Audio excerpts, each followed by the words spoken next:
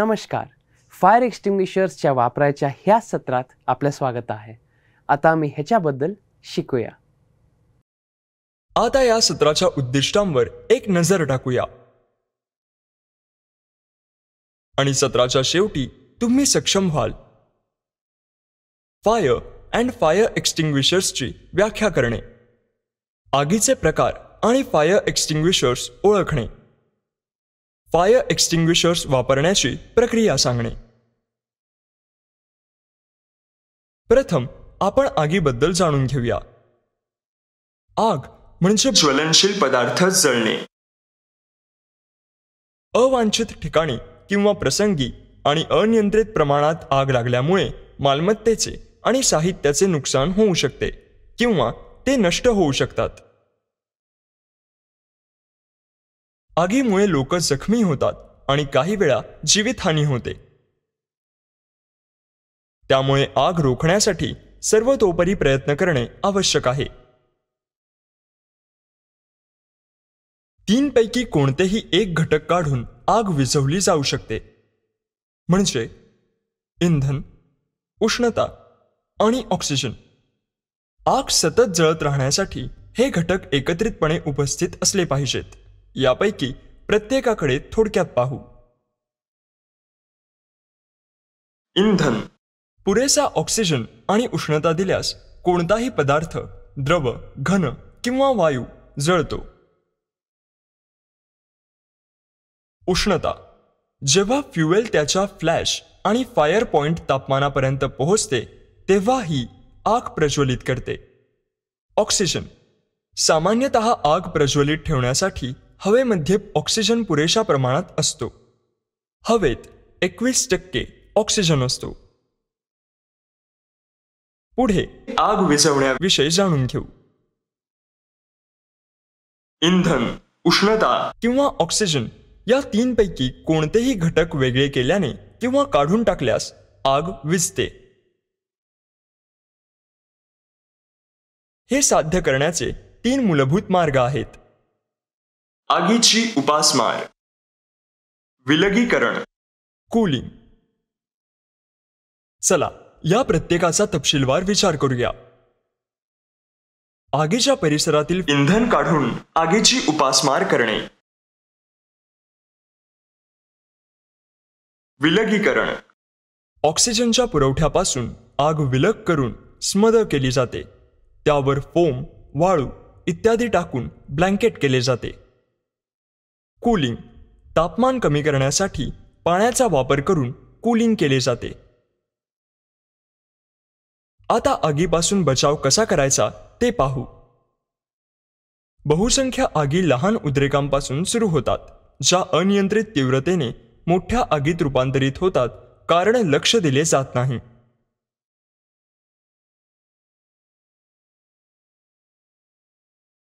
अधिक काळजीपूर्वक आणि साध्या सामान्य ज्ञानाच्या काही नियमांचे पालन करून बहुतेक आगी टाळता येऊ शकतात. कंबस्टेबल रिफ्यूज म्हणजेच तेलाने भिजलेला कापूस, कचरा, भंगार, लाकूड, कागद इत्यादी वेगळ्या कोपऱ्यांमध्ये जमा केल्याने आगीचा धोका असतो. रिफ्यूज संकलन बिंदूंवर काढून टाकला पाहिजे. इलेक्ट्रिकल इक्विपमेंटना आग लागण्याचे मुख्य कारण म्हणजे गैरवापर किंवा दुर्लक्ष, loose connections, wrongly rated fuses और केबल्स, ओव्हरलोडेड सर्किट्स मुळे ओव्हरहीटिंग होते, ज्यामुळे आग लागू शकते. कपडे आणि आग लागतील अशी कोणतीही वस्तू हीटरपासून दूर ठेवावी. कामाच्या दिवसाच्या शेवटी हीटर बंद असल्याची खात्री करा. अत्यंत फ्लेमेबल लिक्विड्स आणि पेट्रोलियम मिक्सचर्स म्हणजेच thinner, adhesive solutions, solvents, kerosene, spirit, LPG gas etcetera वेगळ्या ठिकाणी फ्लेमेबल मटेरियल साठवण क्षेत्र म्हणून साठवले जावे. पुढे आपण आगीचे वर्गीकरण आणि शिफारस केलेले एक्सटिंग्विशिंग एजंट्स बद्दल जाणून घेऊ.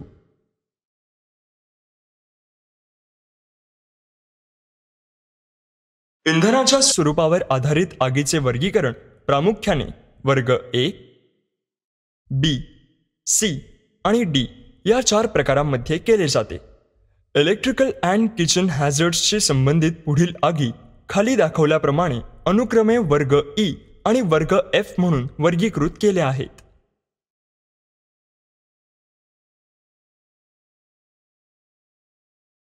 आता एक्सटिंग्विशिंग एजंट म्हणजे काय ते पाहू. एजंट म्हणजे आग विझवण्यासाठी वापरली जाणारी सामग्री किंवा पदार्थ आणि सामान्यतः, परंतु नेहमीच नाही, फायर एक्सटिंग्विशरमध्ये आगीवर फवारण्यासाठी केलेली यंत्रणा असते. एखाद्या विशिष्ट प्रकारच्या आगीसाठी योग्य प्रकारचे एजंट जाणून घेणे महत्त्वाचे आहे. चुकीचा वापर केल्याने गोष्टी आणखी वाईट होऊ शकतात.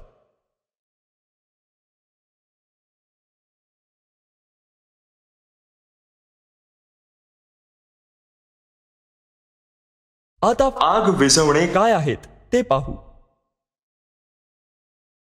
आग विझवणे एक सक्रिय अग्निसुरक्षा उपकरण आहे जे लहान आग विझवण्यासाठी किंवा नियंत्रित करण्यासाठी वापरले जाते, अनेकदा आपत्कालीन परिस्थितीत. वेगवेगळ्या प्रकारच्या आगींना सामोरे जाण्यासाठी विविध प्रकारचे एक्सटिंग्विशिंग एजंट्स उपलब्ध आहेत. आता फायर एक्सटिंग्विशर्सचे प्रकार पाहू. फायर एक्सटिंग्विशर्सचे मुख्यतः 5 प्रकार आहेत. ते आहेत पाणी, foam, powder, carbon dioxide, weight chemical. चला या प्रत्येकाचा तपशीलवार विचार करूया. प्रथम आपण पाणी आधारित एक्सटिंग्विशर्सबद्दल जाणून घेऊ. पाणी आधारित एक्सटिंग्विशर्स अतिशय सामान्य आहेत आणि ती फक्त घनपदार्थांवरच वापरली जावीत. यामध्ये कागद, लाकूड किंवा इतर कोणतेही घन इंधन समाविष्ट असू शकते. पाणी आधारित आग विझवणे मूलतः पाण्याने भरलेले असतात आणि ते बाहेर येण्यास मदत करण्यासाठी संकुचित हवा वापरतात. काहींमध्ये एक चिकट पदार्थ देखील असेल जे त्यांना अधिक प्रभावी बनवण्यात मदत करेल. आता फोम एक्सटिंग्विशर्सबद्दल पाहू. पेट्रोल किंवा डिझेलच्या आगीसारख्या बर्निंग द्रव पदार्थावर फोम आग विझवण्याचा वापर केला जातो. ते वॉटर एक्सटिंग्विशर्स प्रमाणेच सॉलिड फ्युएल फायर्सवर देखील वापरले जाऊ शकतात. फोम आग विझवणे पाण्यावर आधारित असतात, म्हणूनच ते सॉलिड फ्युएल्सवर वापरले जाऊ शकतात आणि त्यांचा प्रभाव कूलिंग असतो. त्यात ॲक्वेयस फिल्म फॉर्मिंग फोम देखील असतो, जो आग विझवतो आणि कोणत्याही फ्लेमेबल वेपर्सना बंद करतो. हे आग पुन्हा प्रज्वलित होण्यापासून प्रतिबंधित करेल आणि म्हणूनच ते ज्वलनशील द्रवावर उपचार करण्यासाठी वापरले जातात.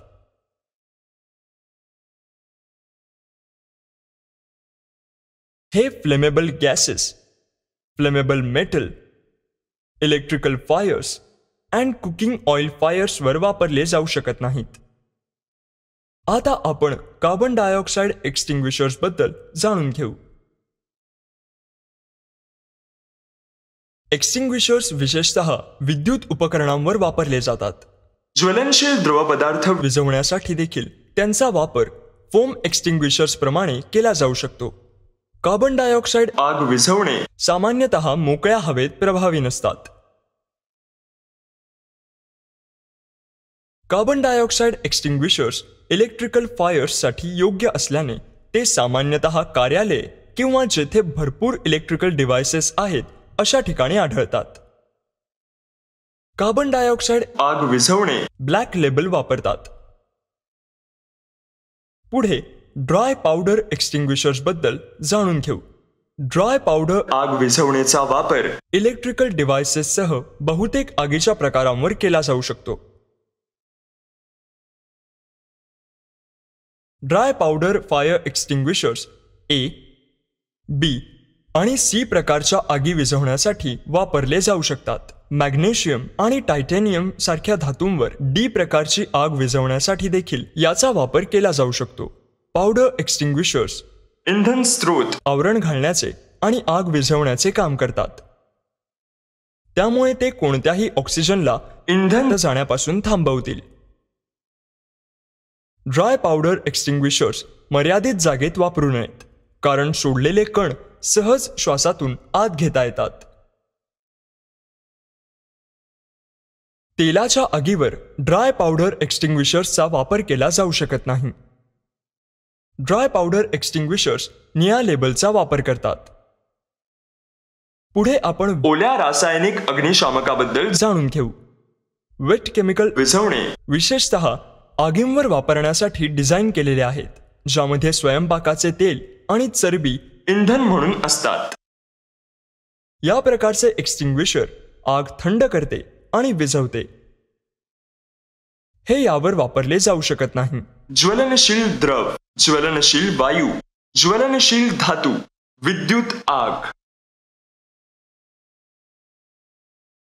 वेट केमिकल विझवणे पिवळे लेबल वापरतात.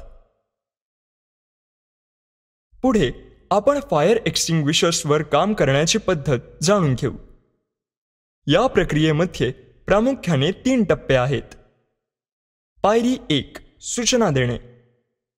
पायरी 2 आग प्रकार ओळखणे. पायरी 3 आग विझवणे. यातील प्रत्येक पायरी आपण तपशीलवार जाणून घेऊ.